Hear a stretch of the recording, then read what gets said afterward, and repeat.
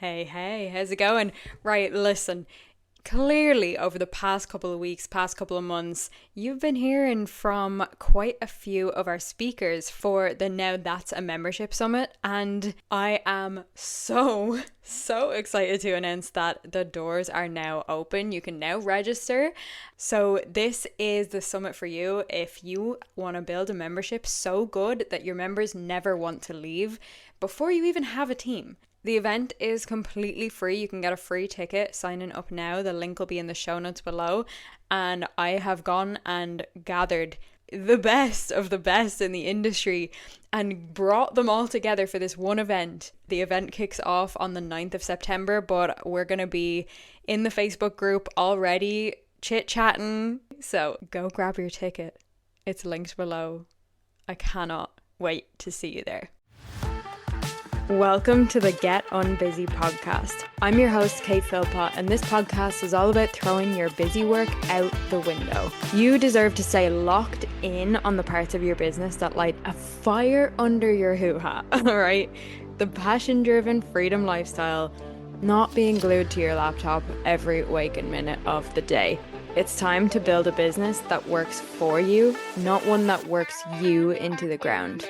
So, let's get unbusy, shall we? Hello and welcome back to the Get Unbusy podcast. I'm your host, Kate Philpott, and I am so excited to bring this episode to you today because I am joined by the absolute boss, that is Paige Vandy. Now, I'm going to introduce you to Paige, okay? Paige Vandy is a business coach, a consultant, and membership strategist for female founders who want to scale to 7 figures without burning out. So she used to be a fitness coach, so we have that in common there. And now Paige is the founder of $1 Million Memberships Club, where she teaches her proven framework for building profitable, freedom-based membership businesses. And she's also the host of the podcast Unemployed, where she shares real, unfiltered conversations about business, life, and the messy middle of entrepreneurship, and the $1 Million Memberships podcast, which is a strategic podcast dedicated to building 7-figure online membership communities. And when she's not coaching, you can find her hiking, traveling, in a Pilates class, doing hot yoga, or spending time with her daughter Gray and her dog Merlot. So this is the dream, I feel. And also, Paige is one of our speakers at the Now That's a Membership Summit, which is actually happening next week as you're listening to this. Wink, wink, nudge, nudge. And she'll be speaking all about building an in-house affiliate program in your membership. So that's definitely a hot topic and I can't wait to dive in here. So Paige, it is so good to have you on here. Welcome to the Get Unbusy podcast. Thank you for having me. I'm so excited. And oh my gosh, it's going to be such a fun summit. It looks incredible so far. I'm obsessed. I know I'm biased, but I'm so obsessed. Yeah. I'm here completely starstruck by the entire lineup. So it's just, yeah, it's going to be a good time. So let's talk memberships, okay? You've said that memberships are the power move for online coaches and service providers. So in your opinion, what makes that model better than the typical one-to-one or courses when it comes to client transformation and scaling? Yeah. I think it's the first thing that comes to my mind when it comes to memberships that really stands out from just one-on-one or the typical is memberships tend to have this thing that I call the power of the pack. And basically with that, it's when you are in a group of people, whatever the transformation is that you're trying to achieve, whether it's you're trying to lose weight, whether it's you're trying to make more money, whether it's you're trying to strengthen your relationship, when you are with a community and with people, it's been proven that you're more likely to get that result being in a community of other people, like-minded people on the same journey as you. I mean, one of the things that really stands out is with one-on-one coaching, while it can be amazing, while you can have that personalized support, customization, all of the stuff, you don't actually see the holistic parts that go into getting that transformation. So for example, When you are working with someone one-on-one, you might be getting the customization, all of the strategy, all the things, but that's not actually what gets you necessarily the result. It's part of it for sure, but that's not what's actually going to lock those results in. Plus, we have ChatGPT now, so but yeah, I that's not know. what's going to lock that in. And what happens when you're working with your one-on-one coach and you can't stay consistent with your workouts, or you just cannot seem to get your Instagram up and off the ground, or whatever it is that you're trying to do? You, as much as your coach is like, that's part of the process, like, keep going, you're doing great, it doesn't actually register as much as it would when you're actually in a community with other people. When you're in a community with people who, let's just like run with the fitness example, because I feel like that's really common. If you're in a Mm. community with other people who are also trying to lose weight or build more muscle or whatever it is, and then you see Sally posting in the group and she's like, oh my God, I don't know what's going on. I cannot stay consistent with my morning routine. I keep hitting snooze, like whatever it is. And then you're just like, oh my God, I feel so validated because that's me too. Holy crap, other people, like, I've been in this community for 6 months, but she's been in it for 9 months. People still struggle with this stuff.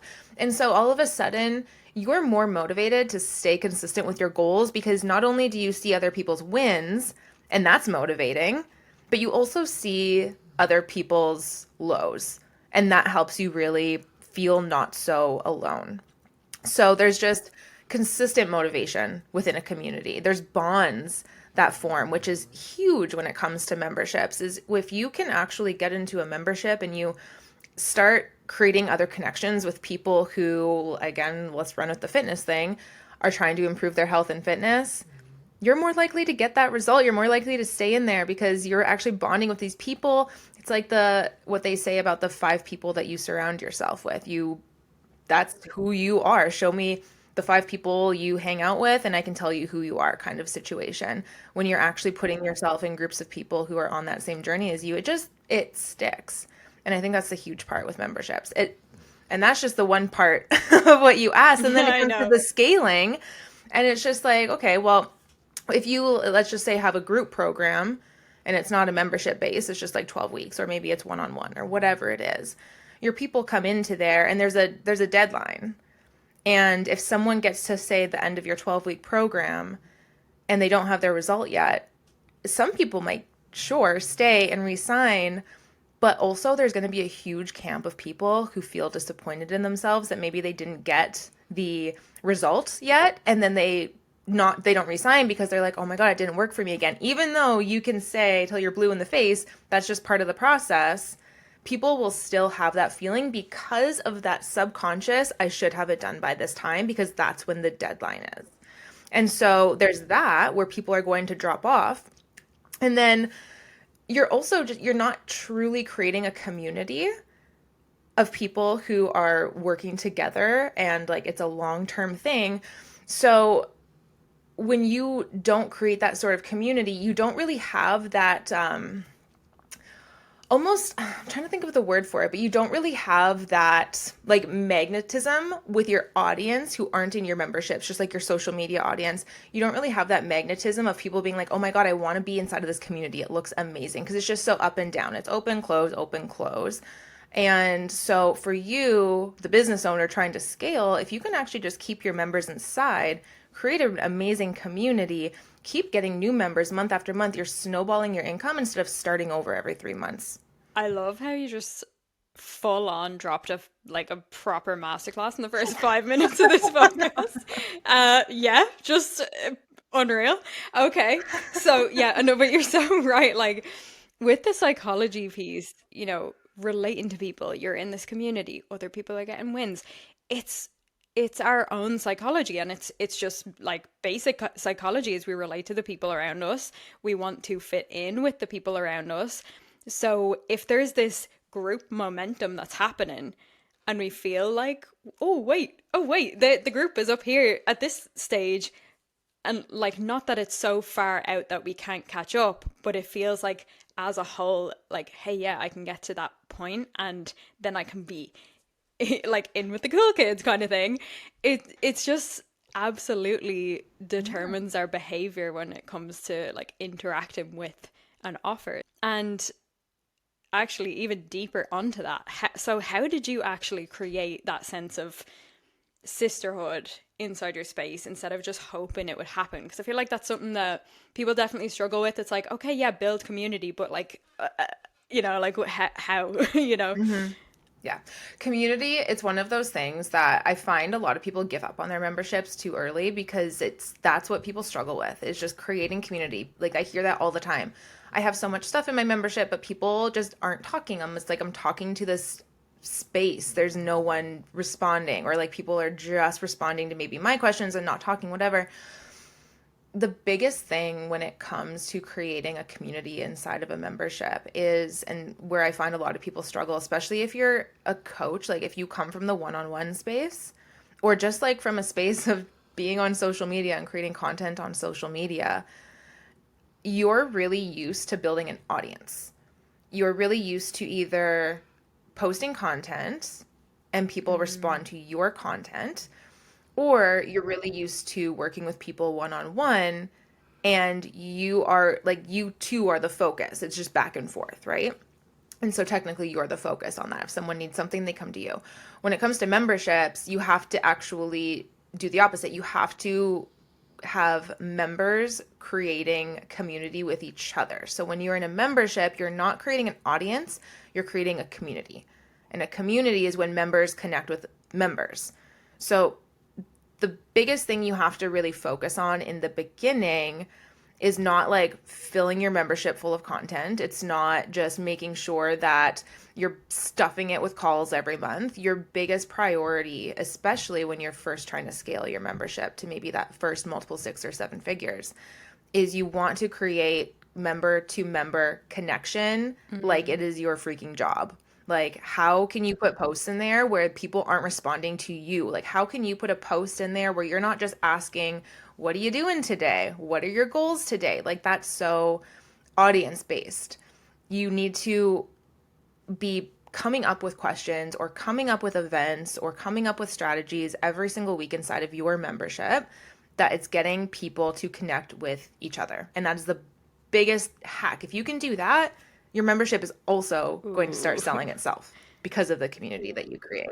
Oh, that's going to be a big shift going from like audience to community because I feel and like I've never actually heard it said that way. So I love that you just brought that up because absolutely like for I feel like for years in the online business space it's been audience, audience, audience, audience, and that's all, you know, top of funnel stuff. It's the stuff before people are in your paid world. And like of course it makes sense that there's going to be a different approach when they're actually in and you know the interaction with them. Yeah, it looks different. Like I just love how simply you explained that. Speaking of, okay, they're interacting. Something else that I find people tend to have a big problem with is, oh, people are joining my membership for a couple months, like 1, 2, 3 months, and then they drop off Mhm, or they just full on mhm, leave. So, what would you say that you're doing differently that makes people come in mhm. and just stay obsessed? Yeah, okay. So I think the first things that there's actually three main things that come to mind, if that's cool, Hit me with the three. rather than one thing.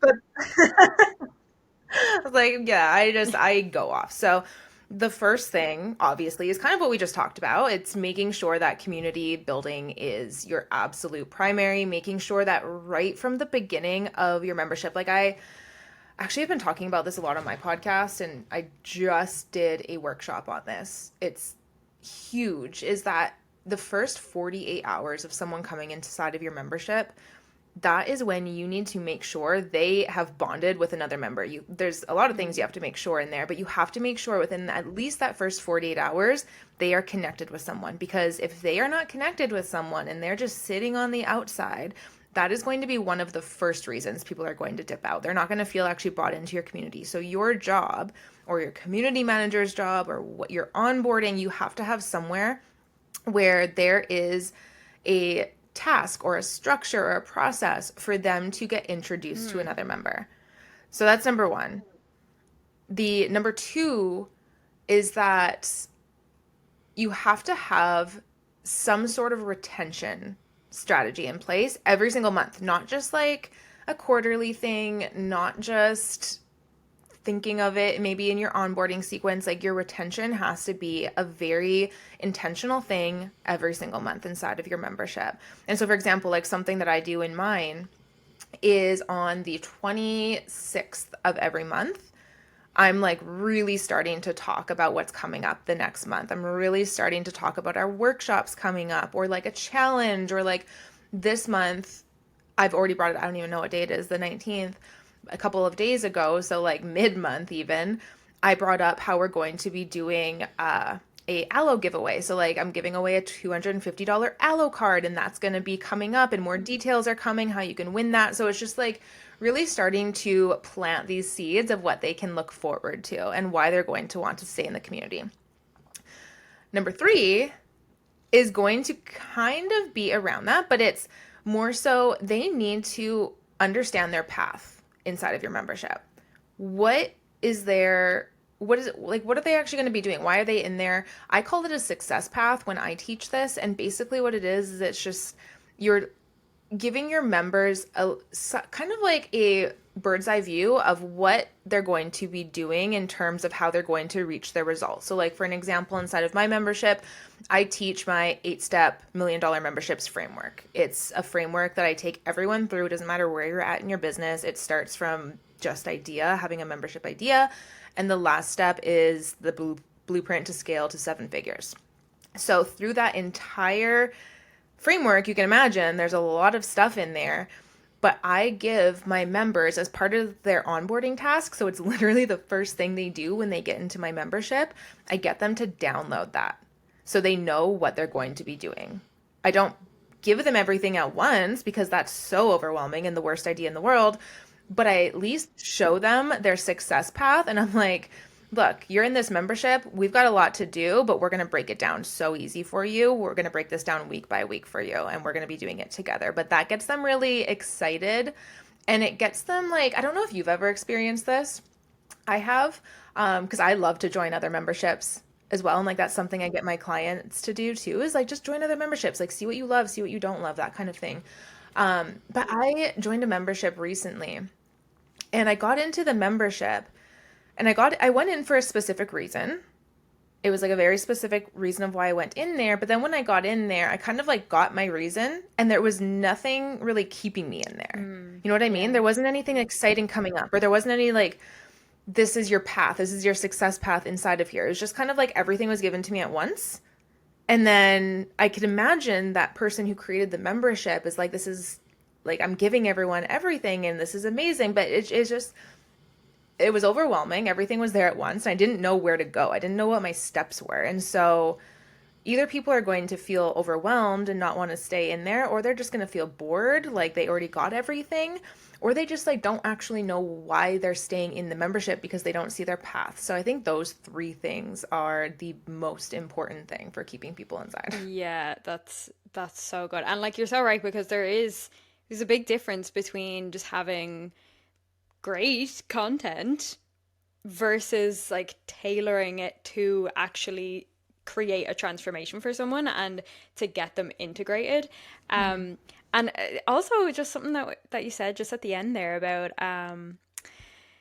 that when you feel like you have everything, okay, you might join and get like this big dopamine hit. I definitely experienced that when I joined a membership and I see like 2-3 years of content. I'm like, this is so fun, this is so exciting. But it does wear off. um and like then I'm like, oh, okay, now I've just got this big, now I'm just overcommitted. you know. Yeah, or it's like, even if you have all of that content at once, because like my annual members get all of the content at once, but it's like if you don't have a Yeah. path or like a roadmap or a checklist for them of how to work through it bit by bit, then that's when it gets to be just like, oh my gosh, get me out of here. Yeah. Yeah, no, it's and like that doesn't even have to be the biggest shift to implement. That's not even like this huge big project necessarily, but No. it's just bringing that intention in, and like it can have such a big impact on for both you as the membership owner and for your members. So, yeah, I love that you brought that up. Yeah. I think I think yeah, like a lot of people don't really think of member like user experience. You know what I mean? Like how people actually learn. And I mean, that's probably a whole other Yeah. podcast, honestly. But I think people they think that they're doing the right thing by just stuffing everything inside of there and just like trying to put as much as they can because they are afraid of not having enough value inside of their membership. But I think that's such an important point, like you said, is like it's really not that much of a task, or it's maybe like a week project and it's going to change the entire trajectory of your business. Yeah, no, it's actually there's something as well that before we do completely move on from community is Mm-hmm. okay, so you've got this community, but also how do you have like it's just because I'm the host of the Get Unbusy podcast, I want to see from your Mm-hmm. perspective the boundaries side of things. Like, how do you have a thriving community with that creates connection and all of that without constantly Mm-hmm. being the glue that holds that whole community aspect together? Yeah. Yeah, I think it's really like setting the standard for your membership in the beginning, and that's going to be done through your onboarding. So I think there's a lot of different pieces that you're going to want to do. Like for me, I make sure that my members know the community is the glue. Like we like connect with each other. They can literally see through the type of posts that we do inside that they're connecting with each other. I try and take myself out of it as much as possible, and I just try and connect people. And so I guess it's kind of like two parts. So I would say the first part here is I make it very clear of when I'm in the community. And I also make it very clear of like how I work inside of the community. I think people are scared to do that and like don't want to come across as like cold, or like they just want people to think that it's so valuable. So they want to throw themselves in there and then they end up burning out. But I make it very clear that I answer personal questions on our calls. Mm. And that's when, if you want like personal support on your membership, make sure that you come to our call, right? And that gets people coming to the calls, which is great because that creates community as well. But I'm very clear about that. I'm also very clear of when I'm in the community: Mondays, Wednesdays, and Fridays. That's when I'm in there. Mm. And then for me, I find that by almost like under promising, or like not under promising, but having those boundaries. And then sometimes here and there, I'll pop in the community and do like a whole response to someone's question. And I feel like then people are like, oh my God, because they weren't expecting Yeah. it. Whereas if you do the opposite and you just kind of like shy away from creating boundaries because you don't want to upset people, and then you're not in there all the time, people are like, what the heck? Yeah. Why? Like, this is the worst. She's like not supporting us. So I feel like it's better to really under promise your boundaries and like set your boundaries, and then occasionally if you want to, you don't have to, but occasionally if you want to, do a little over deliver. That's huge. Yeah. And then the second part of that is obviously, again, like I said, getting members to connect with members. That's the biggest thing. So for me, when someone comes into our community, we have a first week protocol with like my community manager and myself. Like I'm in there too. And in that first week that someone joins our membership, we're really like monitoring them. We're monitoring to see if they have logged into the community. And then if they've made their introduction post, we're really like monitoring those things. And as soon as they make their introduction post, either myself or my community manager is in there reading it and immediately matching them with someone that we think they need to connect to. Ooh. So like for instance, there's someone who joined and she was like an Airbnb specialist. Okay. And then there was someone else who I knew joined, and she was like somewhere in the real estate or like design, luxury, what kind of rental market as well. And we get that because we obviously have intake forms too. We can see everything when someone comes into our membership. There's very systemized there. But we're always matching. We're saying, oh my gosh, welcome to the membership. That's amazing. Also, I'm going to tag this person here. I think that you guys would love to connect, or I think you Yeah. guys should connect because of X, Y, and Z. And so we're always trying to connect people and then just like take ourselves out of it a little bit. I love that. That's such a fun idea.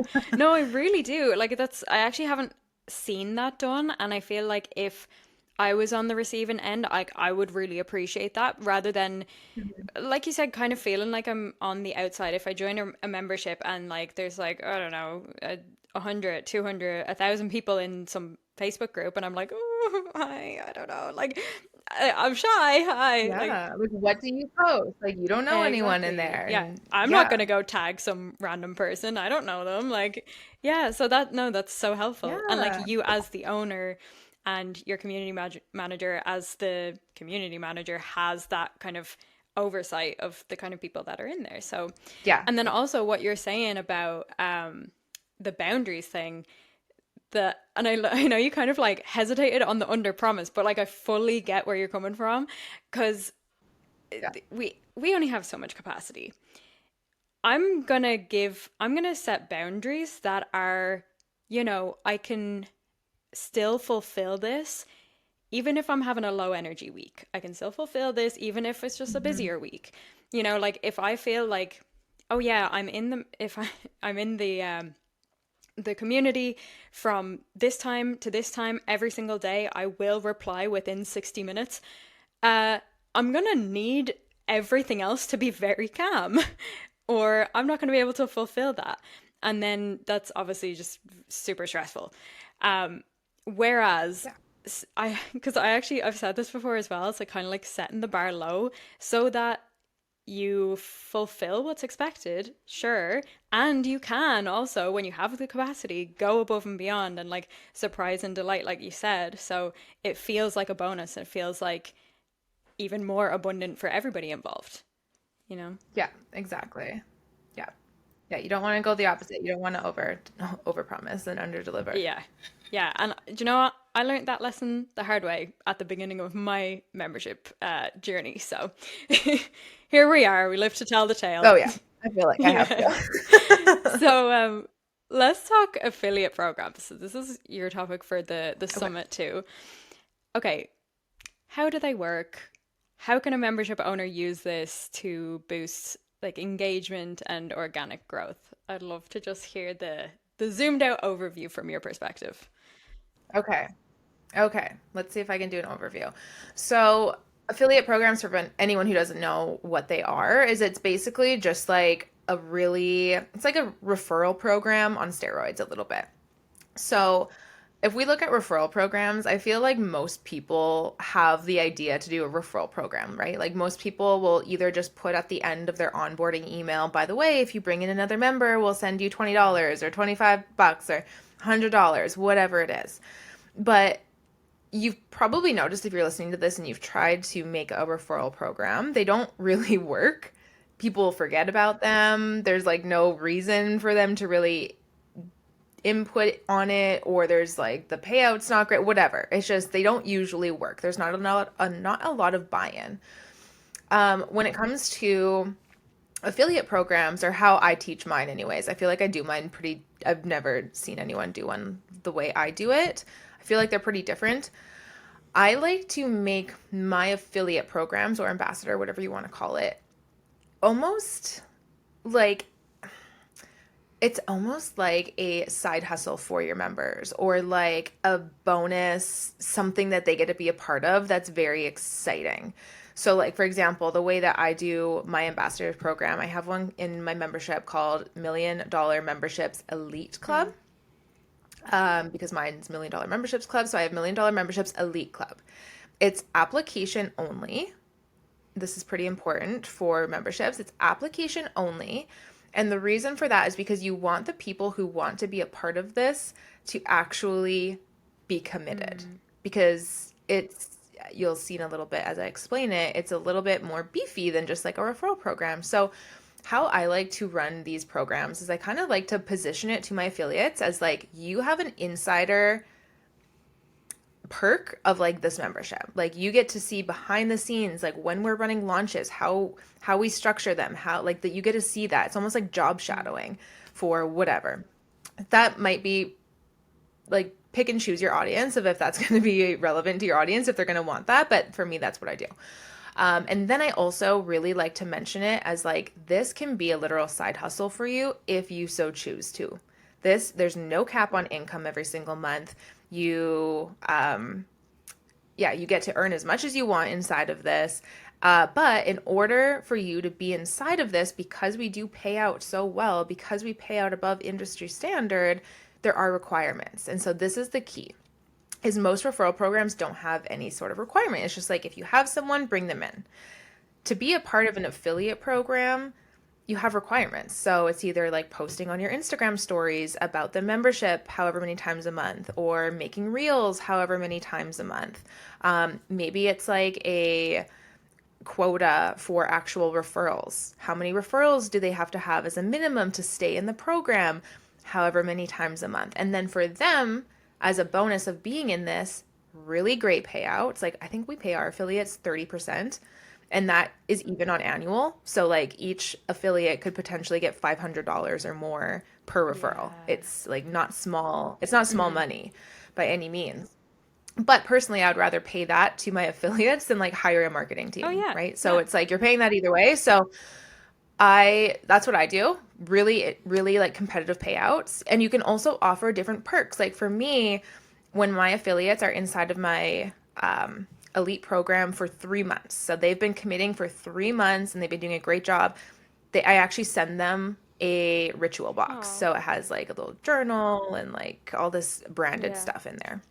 So there's like different tiers of payouts and stuff they can get, and bonuses and different like recognition awards and just little things like that. So, and then on top of it, you're also making sure that you're really keeping them in the loop every month. So if your membership is like an evergreen membership, every single month, maybe you're sending them what's going on with the membership this month. How many people should they be selling? Around Christmas time, maybe you want to give your affiliates bonuses. So, like, for every referral you bring in, you get double your commission or like Yeah. things like that. So, you're just making it very special and you're bringing them in, but they have to show up for it in order to be getting this. So, it's cool because I feel like members who do end up going, like the kind of people who do end up going in this, it makes them feel really special. It makes them feel excited, and it's going to grow your membership because not only are they bringing in people, but then they're wanting to stay because they feel literally like a next level member now. Yeah. Like they're not leaving because they actually feel like they like work inside of that membership.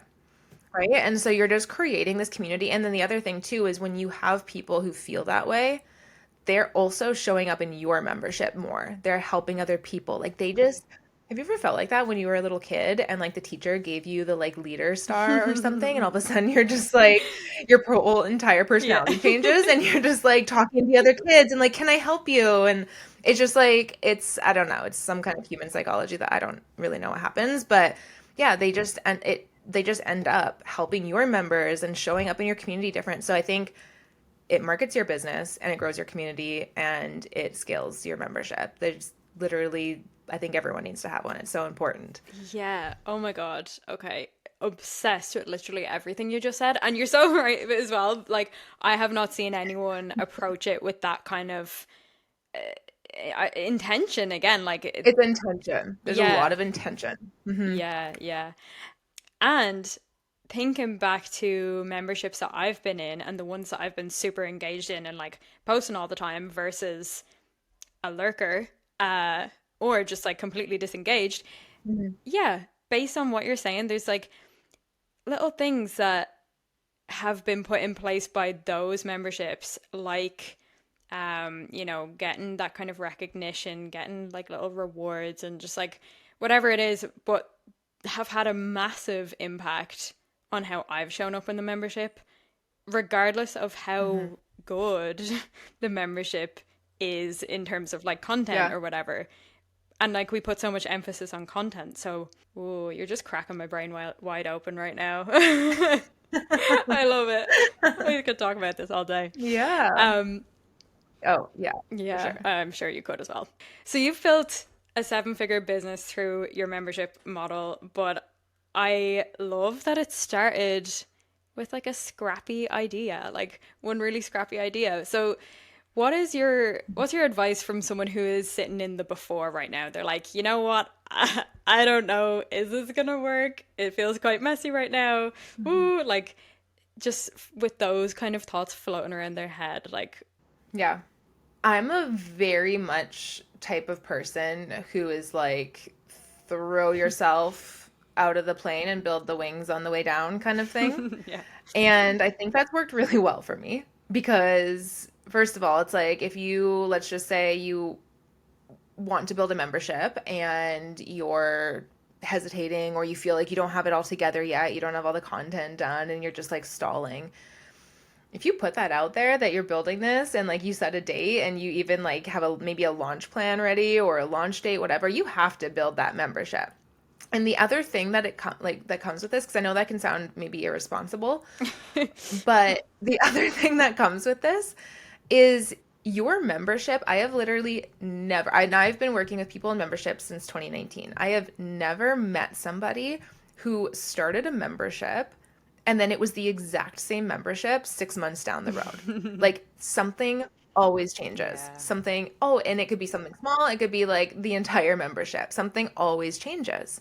And so, my biggest advice to people is stop trying to figure out the entire membership. If you have a membership that maybe has like a back end membership attached to it, it's like courses or templates or like whatever it is, release it in chunks. Start your membership having just the first module ready and build it as like a live membership the first round, where like every single week there's a new member or a new module getting released. Do something like that where at least you are getting, but also have the structure of it. Don't just like, don't have the membership idea and then like wing the whole thing. Like have your plan. Know exactly what's going to go into these modules. Know exactly what's going to go into your membership, but don't feel like you have to sit for months and months and build it all first. Because I guarantee if you do that, you're going to want to change so much of it anyways. So start with things just a couple of steps ahead of where you actually need to be, and build your wings on the way down. It's the best thing that you can do, I think, when you're starting a membership. Yeah, and I'm not nodding along wisely here because that was me too. I had like a mini membership and then the main membership, and just this year I Yeah. merged the two of them. It was a complete rebrand, and it's like got a whole new name, whole new branding, a whole new Hmm. like perfect person that would be in there and everything. Like it is totally Yeah. different. But if I thought back when I started the original memberships that it had to get to the point it's at now, I mean, I think I would just be like, I can't do this. This is a lot. Yeah, I just wouldn't. Yeah, you wouldn't even do it. Like people just hold themselves back because there's so much to do with memberships. There is. Like you could work on it forever, and you should work on it. Like you should always be making it better and better and better, but it's like that is not going to happen. You're not going to get that membership out if you're trying to do that before you even get people inside. It would be so sad for your membership to never exist just because you weren't okay with it being a bit lower standard at the beginning. Not low Yeah. standard, but like just not completely ready. Yeah. Yeah, and at the end of the day too, like obviously it depends on what kind of membership you have, but I guarantee you if your focus is really on the members and just like the community inside, they're not going to notice if your branding isn't perfect on your eighth module in. You know what I Yeah. mean? So, yeah, it's just you got to just start. And you got to focus on the community right from the beginning, because then you're really going people will want to stay in there as you're building too. And also, if you are doing it for the impact and for, actually creating transformation for people, why would you even put it Mhm. off another day? Like these people need help now, you Yeah. know? It's a whole Mm-hmm. thing. Such a good point. So, Yeah, I love that. yeah, and this definitely ties in nicely with this, and that's you talk a lot, Paige, about making decisions as your future self, which is definitely an approach I'm Hmm. fully behind. So did that play into how you built your membership? Like even before it was successful, or how did that look? I would say, okay, so it doesn't like stand, well, obviously I do it all the time, so I'm sure it does play into this membership I have, but I would say like at the very beginning when I started, but like my very first membership in 2019, I think that's when it really played in, and just my entire business in Mm. general, because I would do things like that. Like even my affiliate program and like hiring my first community manager, that was $1 million mode decision, which is what I call showing up as your next level self or whatever, $1 million mode. Yeah, love that. But that, yeah, it really did play into it, because before I was actually making good money in my business and I just had like the vision of where I wanted to go.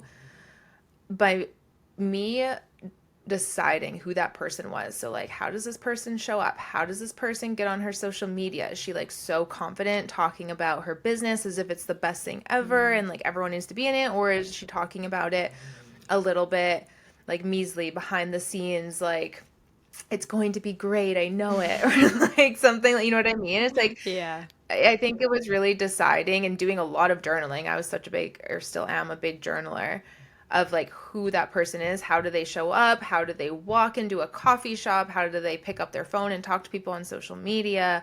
How do they lead their clients? How do they lead their team? Just all these things. How does she eat? What kind of foods does she buy at the grocery store? Like it's just all these things I know.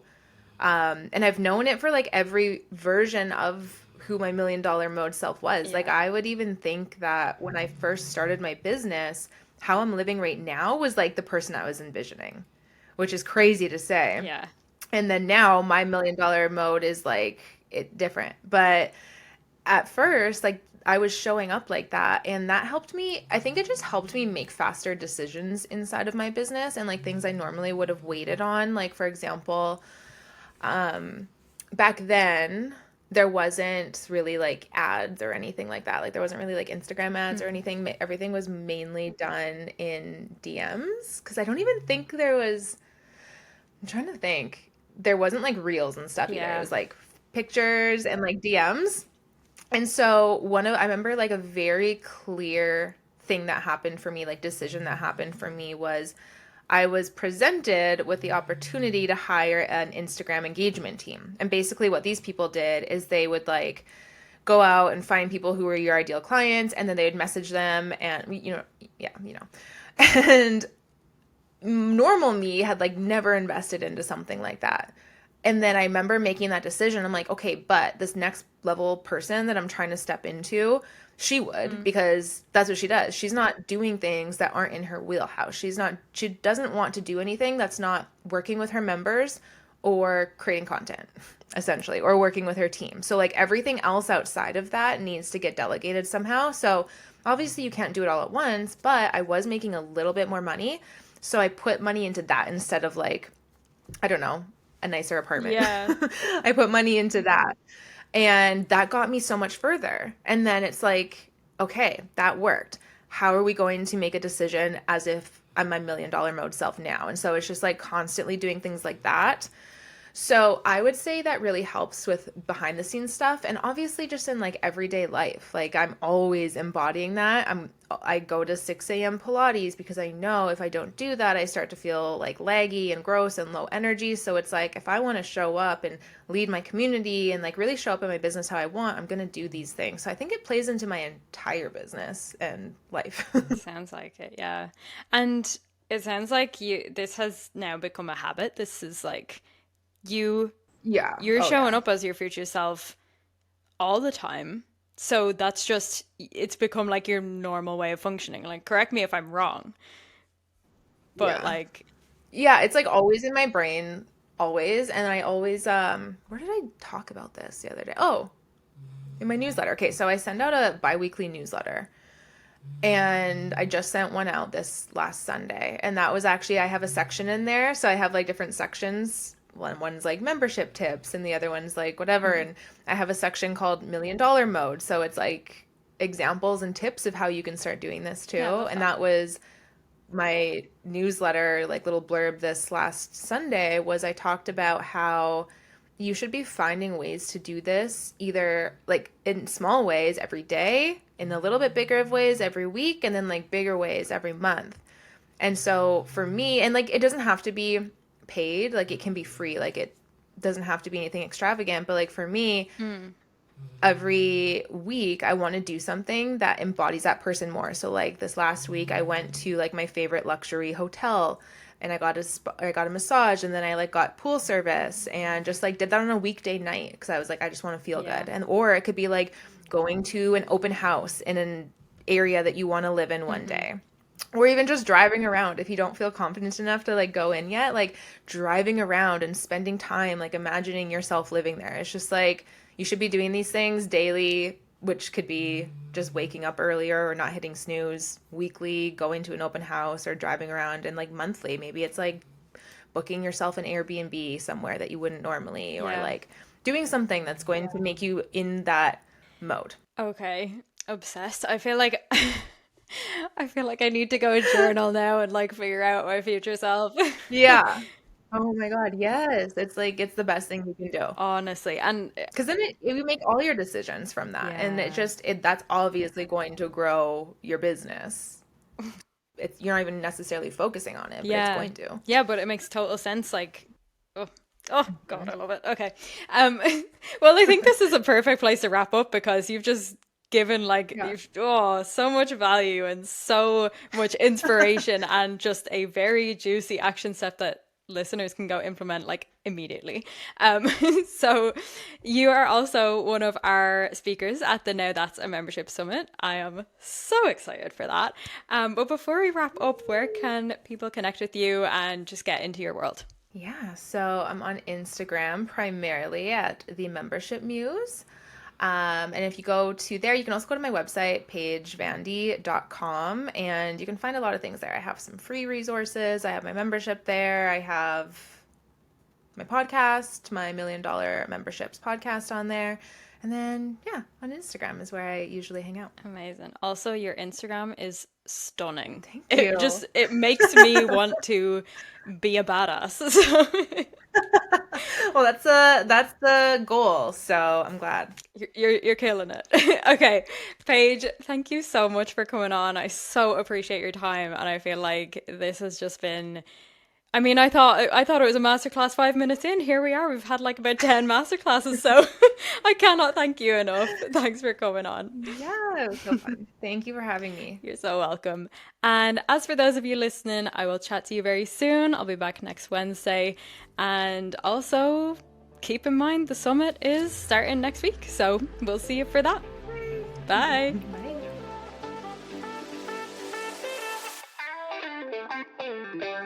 All right, gorgeous. That's a wrap on today's episode of the Get Unbusy podcast. If you got some juicy golden nuggets from this episode, I want to hear about it. So take a screenshot, share it on your Instagram stories, and tag me at More to Life Kate because your girl wants to know. And remember, you're an absolute powerhouse. You can create the life you've been dreaming of, and I can't wait to see you pop off. Chat to you soon. Bye.